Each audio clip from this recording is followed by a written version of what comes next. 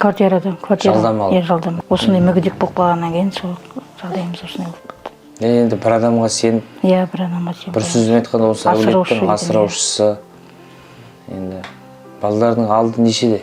17-те. Әкеміз сол болғанда асырап жүрді ғой өзі, квартираны төлеп, істеп. Андай жағдайға түсіп қалғаннан кейін қазір өзім жүрмін. Өзім достарымен отырды.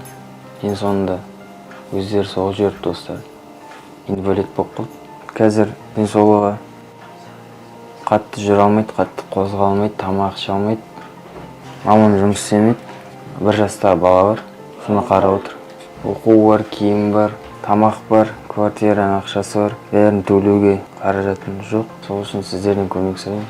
Өзіме қиын болып жүр. Әкем де андай жағдай жатқызды.